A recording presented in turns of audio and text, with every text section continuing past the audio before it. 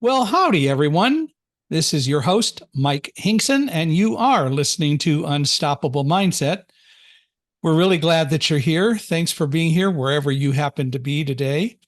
We get to talk today with Dale Young, who, as he would tell you, he inspires Christian entrepreneurs, which I think is great. And he's a coach. He does a number of things relating to all that. And I'm really going to be very interested to hear how he got to doing what he does and exactly what he does. He's also written two books that have been very successful. Both have been published within the last few months, and they're both doing very well. So I think that's kind of cool as well. So, Dale, I want to welcome you to Unstoppable Mindset, and thanks very much for being here. Well, thank you, Michael. I'm honored to be here. Well, why don't we start, as I love to do, by hearing kind of maybe about the early Dale growing up and some of that sort of stuff. Early Dale. Well, let's see. Why not? I was born and raised in Amarillo, Texas. So I'm a native Texan. I've lived in Texas all my life except for 10 years in Australia, which I'm sure we'll get to at some point.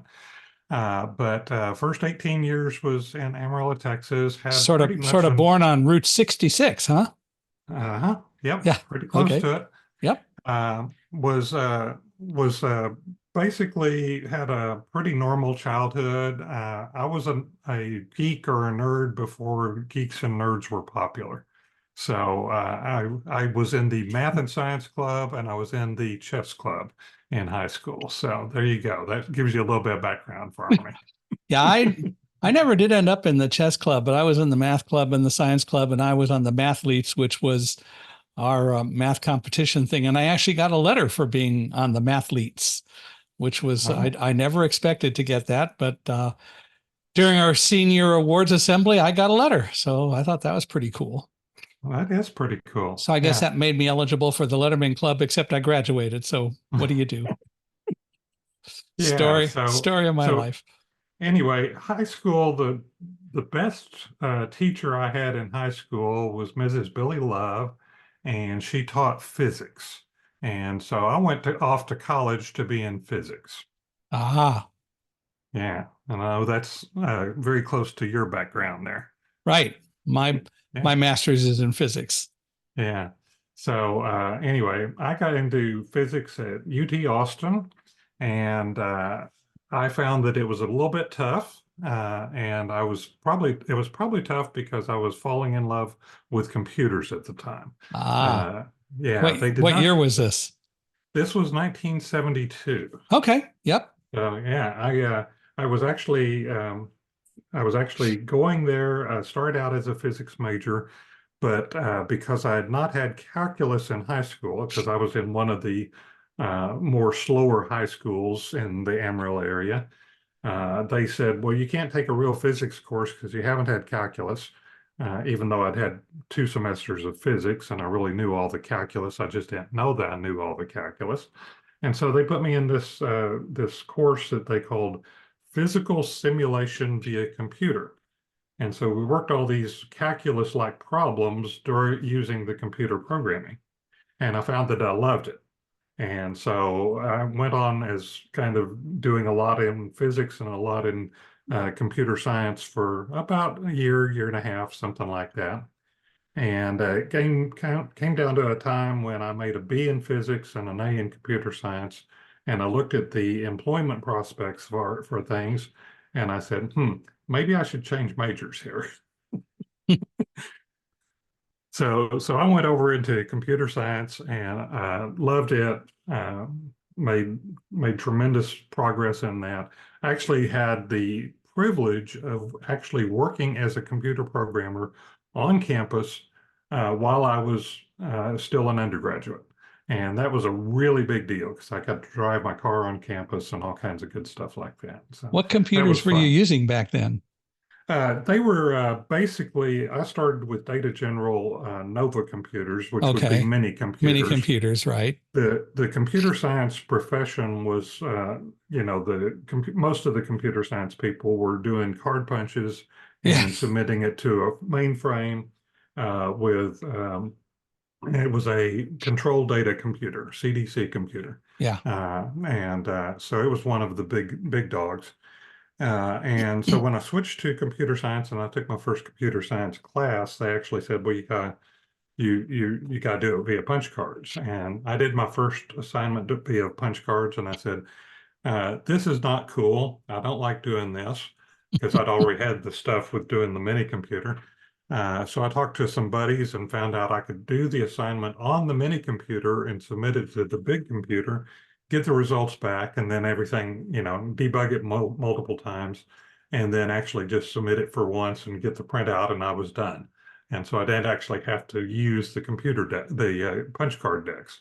And so that was my back door around it. And that was one of the reasons I made straight A's in computer science, is because I could do things about 10 times faster than most of the other computer science people there. Yeah, I remember going to UC Irvine in 1968, and most everything at that time was done on the mainframe, which we had was an IBM 360. And then for the more advanced computer users, they had a PDP-10, the DEC PDP-10, which I got to eventually play with a little bit. Mhm. But for me, the big problem was that there wasn't an interface that was accessible. I kind of figured out a few workarounds to do some stuff on the computer, but it was not really available. A friend who I met, because he started this project, learning from the computer science people that I wasn't able to access the computer, he did some research and he figured out a way to develop a computer terminal. And the computer terminal used, let's see, I want to make sure I do it right. It was a PDP-8E mini computer that would take the information from the computer and translate it into code that would drive a printer that was specially modified. The shop on campus modified it according to specs to be able to produce some Braille, but it required the computer to translate it. So all of my work, whenever I wanted to use a computer, once we figured that out, was I had to go in, activate the PDP-8, and turn on, of course, the printer. Well, it was a terminal, not a printer. And so it would emboss Braille on regular paper, so it wasn't even Braille. So it wasn't anything that I would keep. And it worked, but it was still just kind of a real challenge. So for me, computers, although I loved them and did as much as I could and learned as much as I could with them, weren't as usable back in those days. Yeah. Well, anyway, after changing majors, I still graduated in 3 years and 2 summer schools. And that was basically because I had to take a foreign language. And so I had to concentrate on the summer schools to get the foreign language stuff in. What did you take? And German, of all German. things. Yeah. I thought it was going to be useful in the computer science world, but it really wasn't. So I haven't ever really used it or followed up on that. Yeah. Yeah. And so anyway, went back to Amarillo and got a job on for the city of Amarillo on an IBM 360 mainframe, doing IBM assembly language. Did a little bit of COBOL, just enough to know that I didn't like COBOL. Yeah, I hear you. I'd probably learned probably 3 dozen computer languages by the time I graduated college. I did better with yeah. Fortran. Yeah. Well, my first language was BASIC, and my second one was Pascal, and my third one was Fortran. So yeah, and I learned BASIC as well. Yeah, they were all good. But anyway, was back in Amarillo for about 8 months. Got an offer to go back to Austin and actually work for the boss that I had worked for as a programmer on campus. He had started his own startup company. And he had bought one of these Data General Nova computers and was doing business systems on it. And so I went back and worked for him for a couple of years, then moved over to another local firm there in Austin called Radian. They did a lot of atmospheric type of scientific stuff using mini computers. So I did that. And after that, I got an offer to move to Dallas, to eventually move to Australia. And that was all because of my data general expertise and background.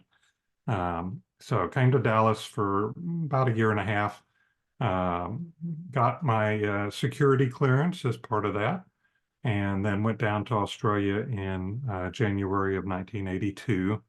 Was there for 3 years, came back to the States for 2 years, and then went back to Australia for 7 years after that. So, yeah. So what did you do in Australia? What was the reason for going down there? So the company I was working for was E-Systems. It's a defense contractor. It's Right, now part of Raytheon. right. And so it was all government work at that point. Yeah. Hmm. Yeah. So, Wow. So was it just you? Did you have a family by then? I actually got married in 1983, halfway Oh, through that first 3 years, but I got married to a lady from Dallas. So, it was another person that I'd known before. And hmm. so got married there. And yeah, we actually never had any kids. So it was just the two of us for quite a while. That eventually ended up in divorce in 2016, Oh, which that's will no become fun. apparent a little bit later. Yeah. Yeah. So anyway, but yeah, had a great time in Australia, both the first time and the second time. Actually made the Northern Territory volleyball team during the first tour, and that was great. And made a lot of friends in Australia, had a lot of travel around Australia. Did quite a few things in terms of work, but during that time, the thing I was most proud of was I took a system. They actually sent me down there in January '82 to support a system that had not been developed by E-Systems. It was developed by another government contractor, and they sent they installed it in January '82, got it mostly signed off in, I think, March of '82. And then they had somebody stay over for another month or so. But after that, it was me. I was the sole support for that new system. Mm. And I was also the trainer for that new system. I was teaching all the old people that had not known this system at all. I was teaching them how to use it and support it and such like that. And so it was a lot of responsibility. But one of the big things I did was one program in particular that just was not working at all. And when you printed it out, because this is the day in the days of the green bar computer printout, 132 column Hmm. printouts and such like that, that that thing was probably about 6 inches thick when you printed it out, that program. Yeah. And I worked through it and I looked at it and it was basically a mess. I ended up just basically throwing it away and rewriting it. And it ended up about an inch and a half in printout when it was done. And about half of that was the comments that had been all the changes that were recorded at the front of the Yeah. program. So I really simplified that program a lot, and it all worked, and it worked the way the users wanted it to work. So it was a really significant win. And I don't think they ever had any more problems with that program. So that was one of the things I was most proud of about my Australia time, was being able to make a significant contribution and a change like that. Is that kind of probably the thing that you remember the most or you're the most proud of when you were in the IT world? No, not in the whole IT world, but that was definitely in the Australia time. So, Uh-huh. yeah. So after Australia, came back and got a different job as CIO of a little company. It had like a 4 people IT team. So CIO was just a title in title, not in fact type of thing. Worked there for a couple of years and then got into computer consulting for a couple of years. Then worked for another company for a year and then started with the people I'd been with. We actually started a startup company in 2000 in the technology industry. And you say dot bomb type of thing. That was not a really good time. But our company actually did really well. It was a combination of selling computer hardware. We were a Sun Microsystem dealer. Mm, So we sold computer hardware, and by that time I was a database expert. So I was installing Oracle databases on the Sun Microsystems and installing the Sun OS as well. Spark So stations operating and so system, on. yeah. So Yeah. operating systems and databases. And I was VP of that startup company. And we went from, I don't know, just a few $1,000s of startup funds to, I don't know, I think it was several $1,000,000 of actual revenue. And we hit number 10 on the entrepreneur fastest growing companies in the US for the year 2000. So that was Applied Solutions Incorporated. Mm, And then in 2002, we opened a Houston office and we hit number 23 on that Entrepreneur Fastest 100 list. And so then in 2003, we had some internal struggles, some leadership struggles, and some other things.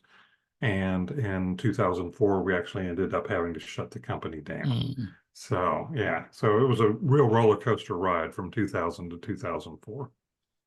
I remember working with Sun Spark stations. I worked for a company that actually developed a pizza box that looked just like a Spark station, except it had hot plug removable disk drives in it.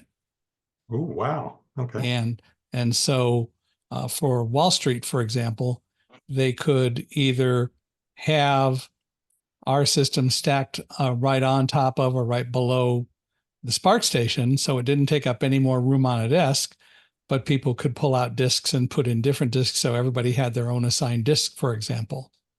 Mm-hmm. And Mm-hmm.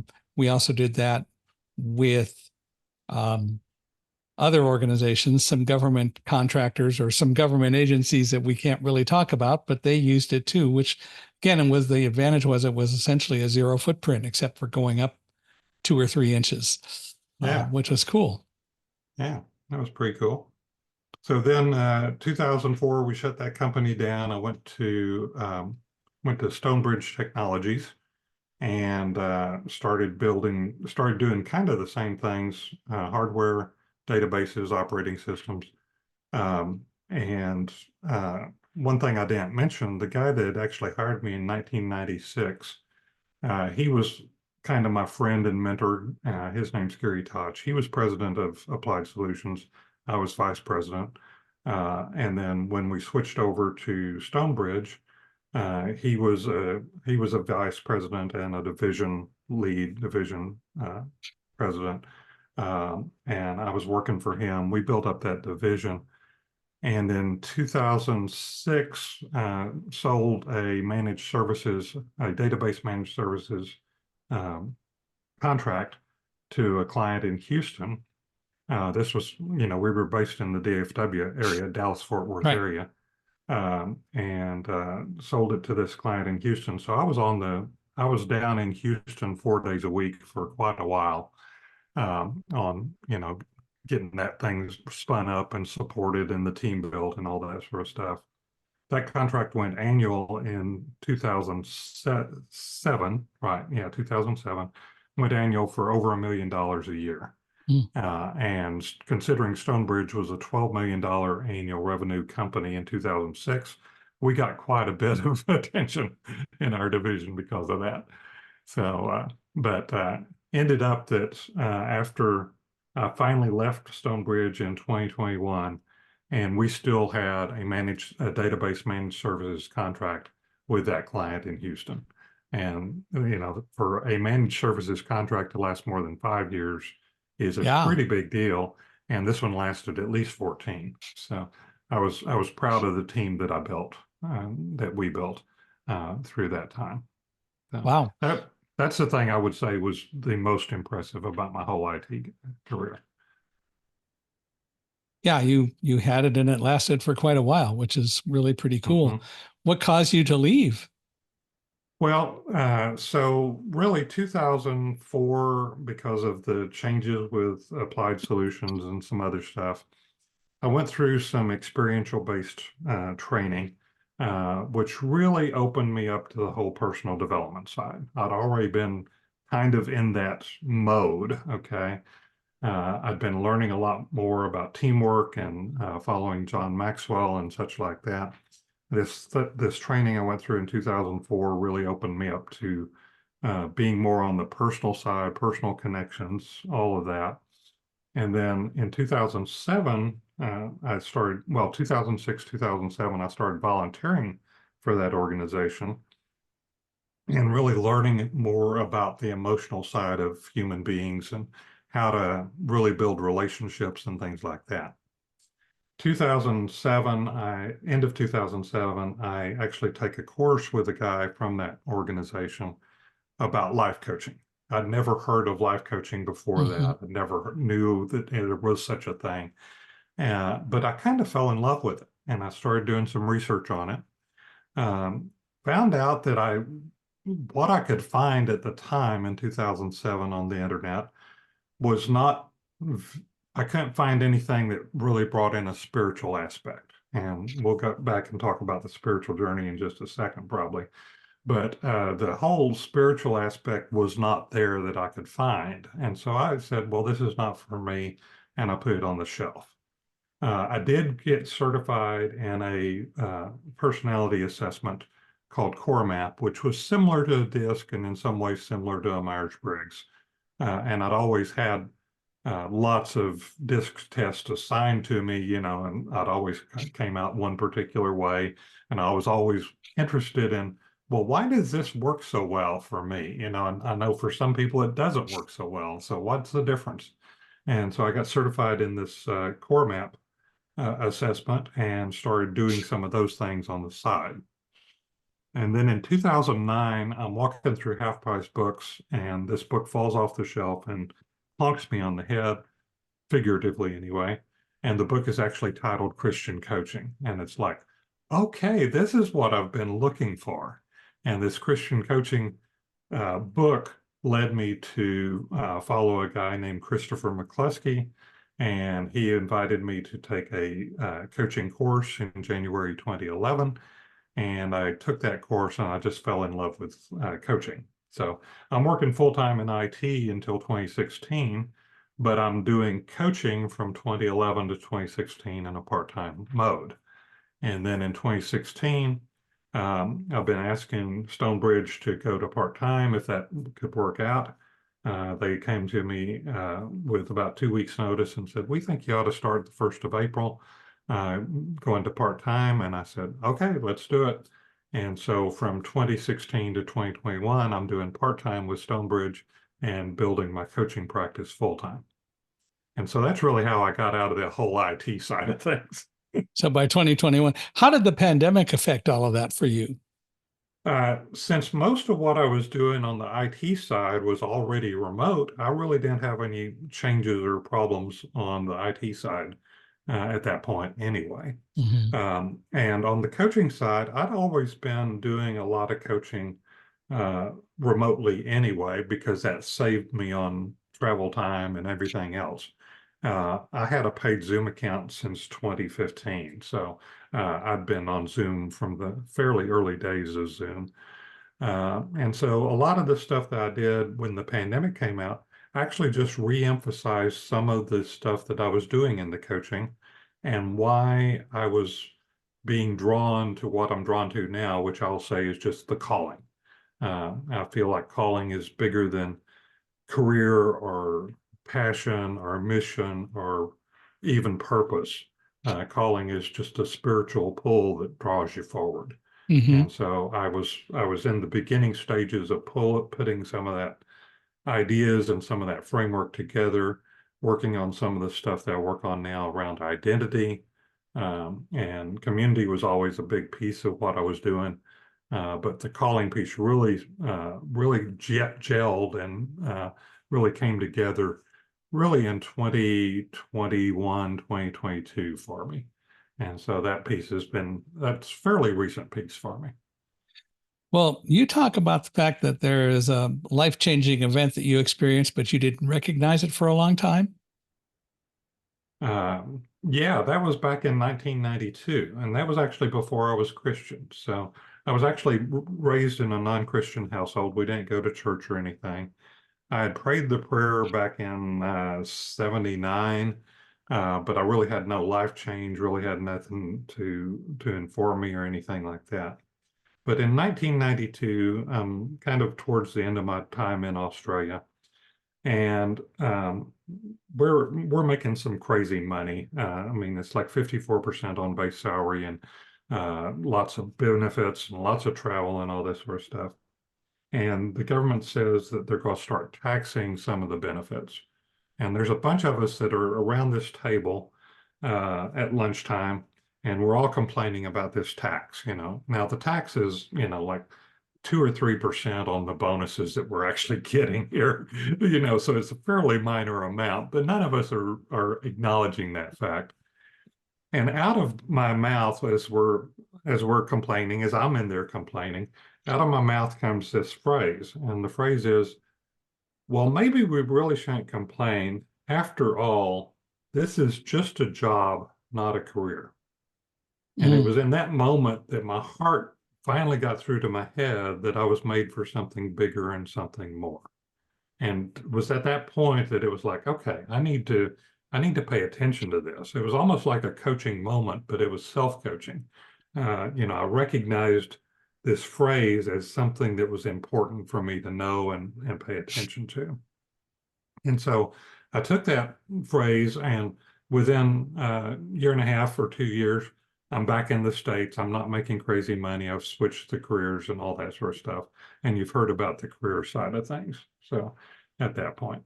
We're back in the States. My wife, that we never had kids together. We're having a few struggles. And in 1997, we start going to church because I'd prayed this prayer back in 79, but had never been to church. So, just was getting into the whole church community, learning a little bit about the Bible and the church and such like that. And in 1998, I'm at a funeral, and there was a church member whose son had OD'd. And I'm at the Mm. funeral, and it was something about the funeral and the way the gospel was presented at that point that made me really set up and take notice. And it was like, okay, I need to really turn my life over to Christ at this point. And so I did, and I started getting discipled, getting mentored.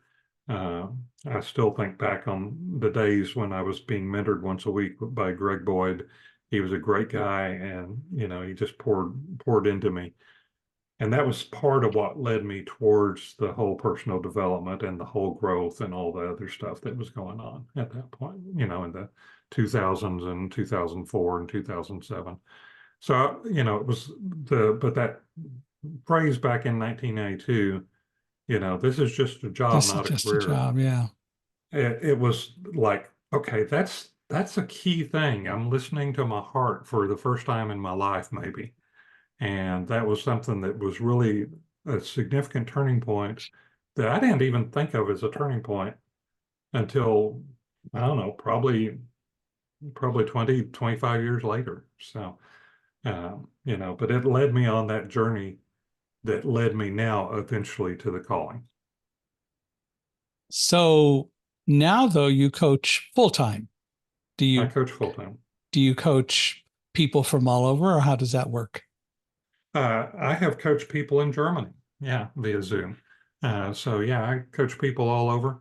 A lot of what I do is relational. A lot of what I do is based on identity, and I use several assessments, but I use the Clifton Strengths, or what's known as the old Strength Finder assessment, to help people really understand how God created them and how God wired them.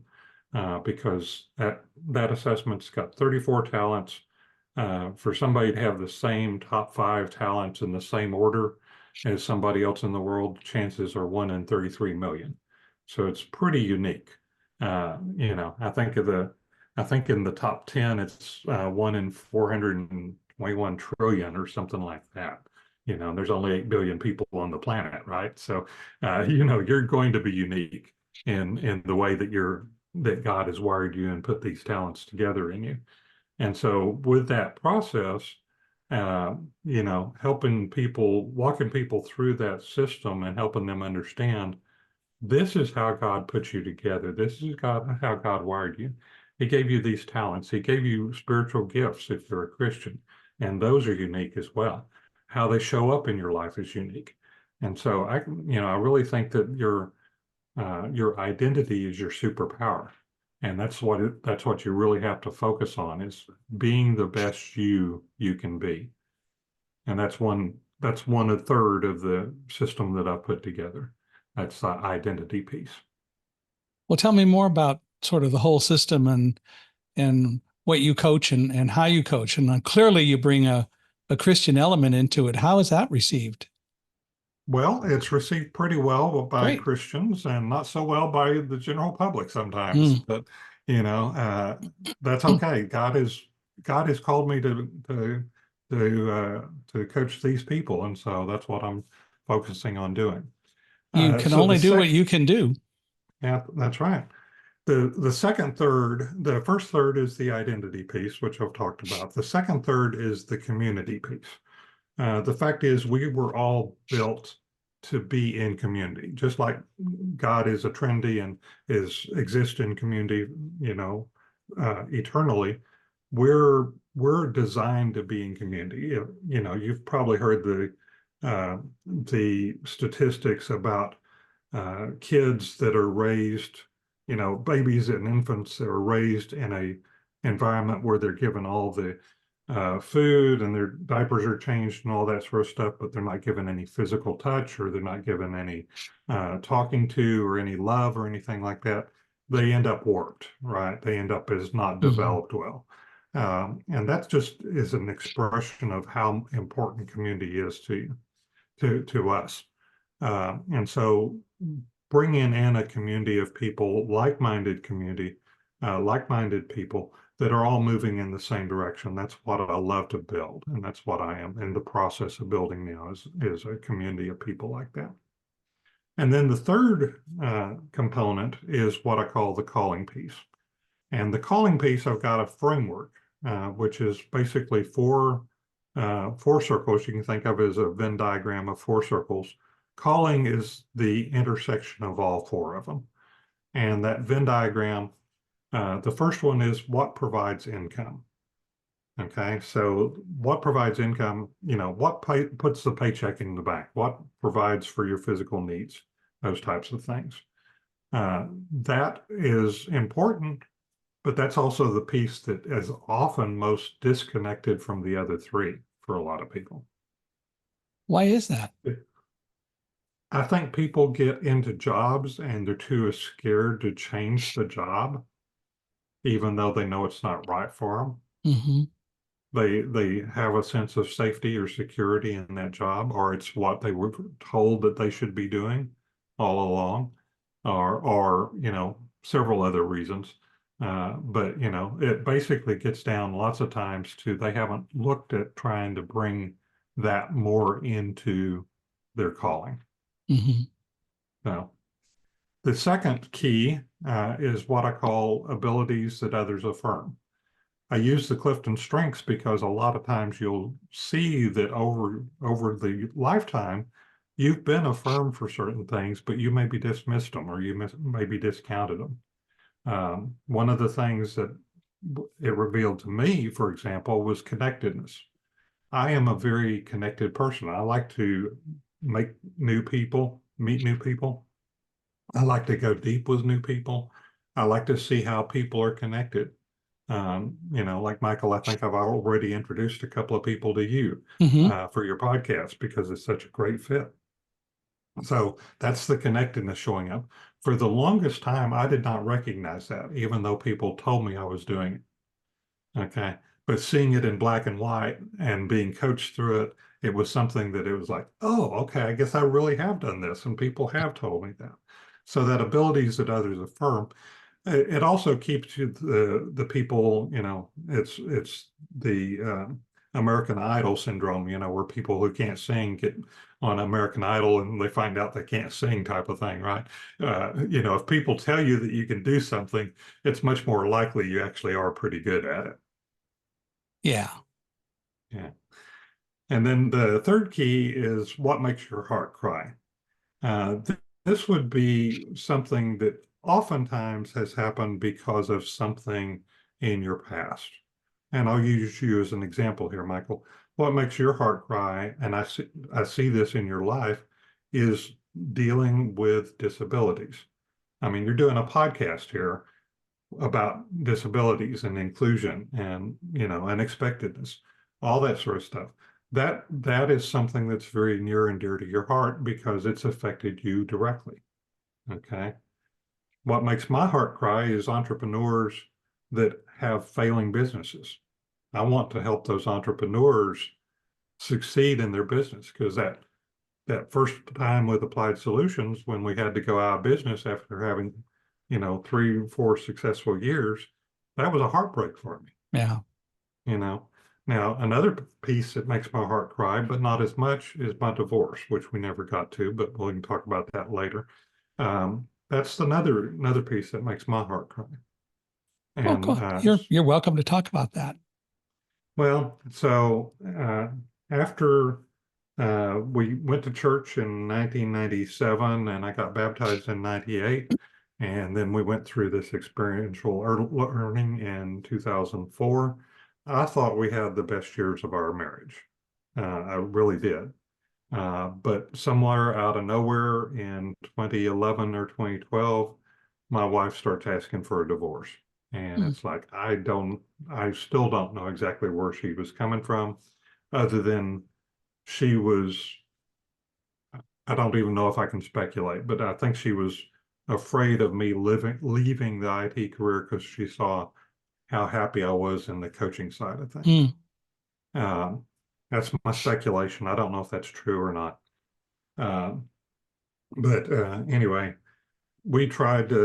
I tried very hard to save the marriage. And, we went through a little bit of counseling and we went through some stuff. But there was several times where she said, nope, this is done. I'm moving away. And she moved off to Tennessee where her family had grown up. And then, a few months later, she'd move back. And then a few months later, she'd move back to Tennessee. Anyway, this went on for several times. And finally knew that it was over on September 11th of 2015. We had gone to see, she had been back in town, we'd gone on a date, and we went to see the movie War Room, which is all about, praying your way back to a healthy marriage is really the way I describe that movie in a nutshell. And I was thinking there, wow, this is exactly what we need. We need to pray our way back to a healthy marriage. And just after that movie, she said she's leaving for Tennessee the next day. And it really broke my heart. So 6 months later, the divorce was final. Divorce was final on March 7th. And my boss at Stonebridge comes to me a week or two later and says, we think April 1st is a good time for you to go to part-time in your IT career. And I'm going, well, financially, it's not a really good time, but, I'm not going to turn down this chance, because I felt like God was opening the door. And so I went ahead and stepped through it, and I don't regret it, but I did have some hard financial years after that. So, yeah. Yeah, things happen. And, it's interesting, not knowing your wife at all and, just listening to your story. The thing that strikes me in general about a lot of the things that you've said, not specifically about you or anyone in particular, is we so choose not to or are afraid to take time every day to analyze ourselves, look at what went well, what didn't go well, and how we can deal with what didn't go well, or even what did go well and how can we do it better. I'm a firm believer in the whole concept of introspection, and it's something that we should do. And again, this isn't a comment about you, but it's just something that crossed my mind to say that so many people don't, and we never really get deep into what's going on in our lives. And clearly you did, and you've taken some major steps, and you've thought about it a lot over the years. And it was a major step to go out in faith to change careers. But I gather that you would say you're really happy and doing well now. Yep, I am. And, as of June 2021, I am married to my new bride, and we are extremely happy. And I've inherited four kids and three kids and four grandkids through that new marriage. And so that's been wonderful to, be able to have some other people to pour into now. So do you subscribe to the theory that the purpose of being a grandfather is to spoil grandkids? I believe that with all my heart. Yes, I do. Good thing. Yeah. If somebody ever told me no, I think I'd not really understand why. But yeah, we never had kids. Just a lot of things from a physical standpoint for her. She was concerned about it being in a wheelchair her whole life. She just felt it wouldn't be good for her body. But what we also did was we spoiled nieces and nephews, and great nieces and great nephews, and so on. So we lived vicariously that way. But the advantages, of course, just like with being a grandparent, at the end of the day, you can throw them out and send them home. That's right. Hype them up on sugar and send them home for somebody else to deal with them, right? That's right. So it works really well. Yeah. Anyway, it's been a wild ride. I will say that I felt like in 2004, when I went through that experiential based training, before that, I would have said that I was probably an emotional infant and an emotional, a relational infant. I really didn't understand relationships or emotions the way I do now. Now, I don't think it was quite true. I think I had actually started learning even going back to 92. I think that was part of what I was, part of what led to that statement of this is just a job, not a career. I think I was glimmering and growing a little bit, but that time in 2004, 2005, and the volunteering I did after that, it really just supercharged it. And that's one of the reasons why I say that community is one of the big three components of my coaching now, is that you got to bring in the relational aspect. But it's pretty insightful that you said, and I can understand why it took a while to really understand the full significance of it, but it's just a job, not a career. That is a pretty profound statement. And I think all too often, so many of us are just doing a job, and we don't find maybe what our career really ought to be or what our career really is. Or maybe we view it as a job and it really is our career. Again, it gets back to really taking the time to think about it and analyze it. And it's something that we all ought to do a lot more of. But it is, I think, really important to have that thing that you really love to do. And I agree with the people who say that it's not a job when you're just having fun and you just really enjoy doing it, and the time passes by so quickly. Exactly. And that really gets to the fourth key of my four key system for the calling, which is the desires of your heart. I think it's Psalm 37, if I remember right, that says something about, God will follow the Lord and he'll give you the desires of your heart. That's a paraphrase. But in my way of thinking, God wired you and created you not only with your talents and your spiritual gifts and things like that, your hair color, your eye color, all these types of things, but he also put in the desires of your heart. And those are the things that are wired in you, deep within you. Proverbs 20, verse 5 says the passions in a person's heart are like deep water, but a person of understanding will draw them out. And that's actually a pretty nice coaching verse. I think coaches can come alongside of you and help you recognize when you say those statements like it's just a job, not a career. They can help you when you are just rattling on and you say, oh yeah, I love to do this. And you go, wait a minute, what did you just say? Oh yeah, I love to do this. What does that say about your desires of your heart? What does it say about your passion and about your mission? Those types of things. Yeah. So that's the kind of the calling framework. It's got those 4 keys and got some intersections and things like that. But you put those 4 keys together, that provides the basis for my coaching program through the calling piece, which is the third piece of my whole coaching system. Well, and I asked you before if how people receive your coaching. It seems to me, although, I'm sure you bring God into it and Jesus into it and so on, but you're teaching basic concepts that should be acceptable to anyone. But of course, as soon as you talk about God or Jesus, there are going to be people who just tune it out. Oh, that's Christian. I don't believe in that. The concepts, though, are still the same.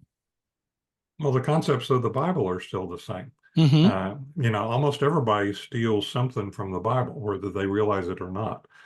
So from that point of view, yeah, I totally agree. I just want people, and I'm open to working with non-Christians. Don't get me wrong. Yeah, no, I But understand. they have to be able to be respectful to me the way that I'm respectful to them. Mm-hmm. And they have to know that I am a Christian. And if you poke me, I'm going to bleed Christian. And so I'm going to use Bible verses because I do believe in them. I don't always have to put the reference on them. I don't have to be in your face about it. But it is something that if I'm speaking to Christians, they get it a little bit more if I do. If they know the Bible, right? Mm-hmm. Yeah. Yeah. So, Well, but yeah, and these are principles. These are things that are common to everybody because they're common to humans. sure. And in reality, of course, um, most all of the principles are common even among all religions, if we would Mhm. but recognize that. But we get bound up in too many things and get into too many arguments that really don't make any sense at all. But nevertheless, we do it. Mm-hmm. Yep. That's part of what makes us human as well. Yeah, so I've heard. So, what are you most passionate about today?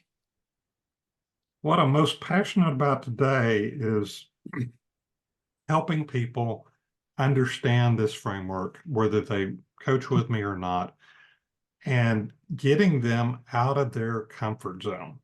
It's because it's not really a comfort zone. It's an uncomfortable zone that they're used to. And living inside a zone where they're not improving, where they're not growing, where they're not developing, that just is a waste of talent. It's a waste of life. It's basically you're just dead, but not in the grave yet. And so I really want people to get energized. I want them to live their life, and I want them to do what they're designed to do, what they were put on this planet to do, whatever that might be. And I just like to help them. I like to come alongside and help people figure out what that is. That's where I get the most joy. That's where I feel like God smiles at me, is if I've done that in a day. I can go to sleep at night saying, "Oh, God's smiling at me because I did my job today." Well, I have in the past done some significant studying about coaching and so on. And one of the things that I've always remembered that I read was that the whole idea of a coach is not to have the answers, but to help guide you to figure out what the answers are. And I think that's so important and it makes it so powerful because when you help people discover what their calling is, what they're meant to do, and what makes them passionate, there's nothing better than that. That's right. That's right. I mean, it's if I'm doing it on Zoom, I can see the light bulb go off in their head, because their whole countenance changes. It's just so amazing. And that's part of what I like about the the Strength Finder assessment and the way that I coach through that. It just really does. They start making these connections that they've never made before. Mm-hmm. And they start realizing, okay, this is actually who I am. And I'll give an example. One of the ladies I coached through the Strength Finder back in 2019, she had self-published 16 books at the time that I met her. She was owner publisher of a neighborhood magazine, but she was burnt out. She was just overworked. She just felt like this wasn't what God wanted her to do. And so I took her through this process, and she basically shut that company down.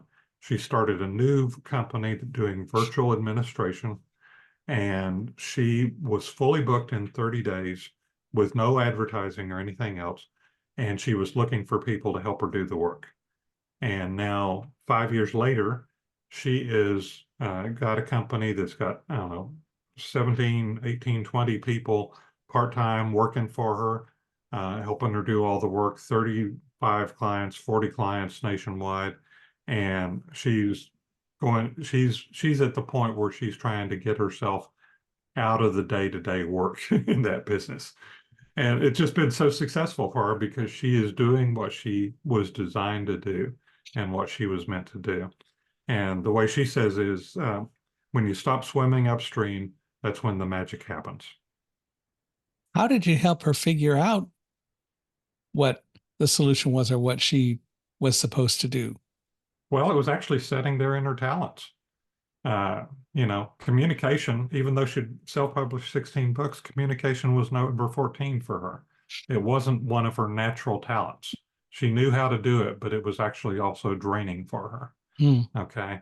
And so turned out that of those 16 books, I think 12 or 13 of them were journals. So she wasn't actually writing a bunch of stuff. She was creating space for other people to write. Mm. So it was kind of an interesting thing that she saw once she had been through this process. Okay. But her talents are actually we've got 4 of the same top 5, not in the same order, but we're very similar in some of those. And so her superpower is being able to get a group of people to work on a particular issue or problem or set of problems for other people. And she does it so well. She's a community builder, and she does it really well. So, That's cool. yeah. Well, we talked a little bit about them. I'd love to hear a little bit more about your 2 books. My 2 books. So my books are, let's see, I don't even have one here handy for me.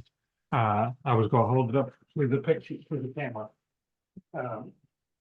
So 2 books are, first one was published in January of 2023, and it's called Next Level Your Life.